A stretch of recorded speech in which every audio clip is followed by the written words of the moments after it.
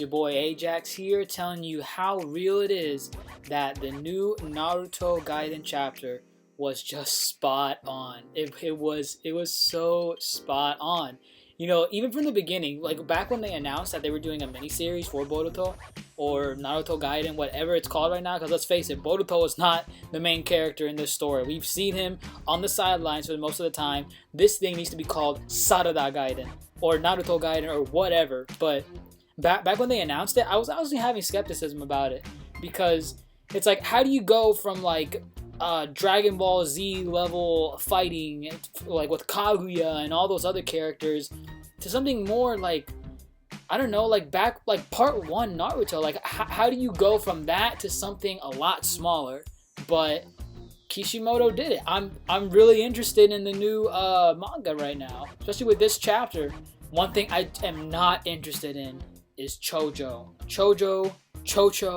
whatever her name is.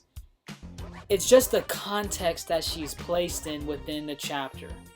If she was not in the context of serious business, when people are trying to be serious, progressing the plot and getting things along, I wouldn't mind her. I wouldn't mind her if she wasn't involved in that. If she was involved in the scenes where like Sarada's in the village and they're with Boruto and they're all goofing around, giving the 7th Hokage a very shit time, I wouldn't mind it, because it's time for a little bit of comedic relief in the manga.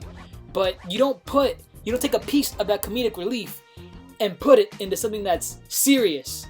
That's why I don't like Chocho. When Sarada is asking about her father and saying, "Oh my god, this is my father. This is the first time I've ever seen him in my life in person," and Chojo's like sitting there saying, "That's my dad. Is that my dad?" Like, no, you don't do that. I'm well aware of comedic relief, guys. I just don't like Chojo in these context scenes. But anyways, moving past that, we got a little bit of Sasuke, like a little bit of insight on what he thought of his daughter. Because before, people were speculating like, oh, Sasuke doesn't even know that he has a daughter. That's why he's never seen her. But we got confirmation this time. He looked at her and he's like, "Oh, you're my daughter." It's like, bitch, what the fuck? What kind of a reaction is that? You don't say that to your daughter who you've never seen before. She is crying her eyes out. She's been wanting to see you her whole life. And that's how you respond? Sasuke, father of the year, people. Father of the year. Beautiful. Just beautiful. Not to mention, he was about to stab her. She was about to stab right through her heart, like in the previous chapter.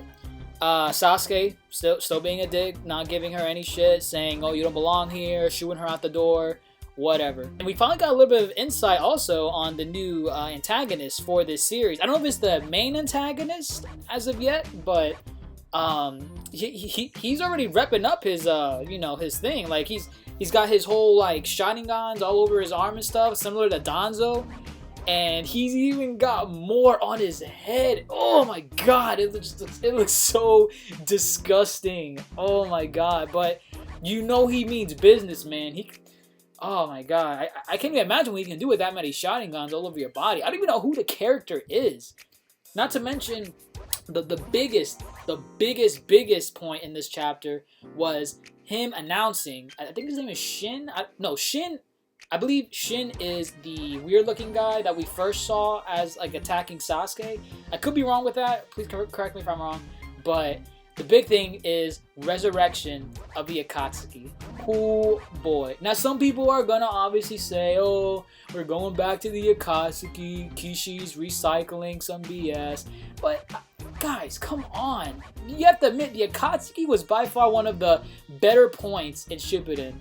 Like, just fighting the Akatsuki, finding out about the Akatsuki, they had this mysterious thing about them that was just so cool. And the fact that Kishi's bringing them back for something that's even, like, I don't even know what he's going to do with them. I think it's basically awesome. It's really cool that he is bringing something back that we all love. And with the resurrection of the Akatsuki, I mean, I'm assuming they're going to adopt their ideals, like, you know, their goals or whatever, but whose ideals would they be adopting? Otherwise, what's the point of resurrecting the Akatsuki? Are they going to be adopting Pain or Nagato's ideals? You know, making like a monopolistic, like private militia, neutral militia that maintains peace with a bunch of bijou? Is that the Akatsuki they're trying to bring back? Or are they trying to bring back the Akatsuki that was Tobi's in the sense that, hey, collect the bijou, I want to put them in a ghetto statue, and then I want to put the entire world into a dream state or an illusion. I mean, they have the Sharingans for it, so maybe it's Toby's realization or his ideology that maybe that's the Akatsuki they're aiming for, but right now it's unknown. But them Uchihas don't, oh man. Anytime there's a crisis, it always involves an Uchiha, man. That's all I'm saying. That's all I'm saying. But to be honest, there doesn't seem to be that many members, though. It's just Shin.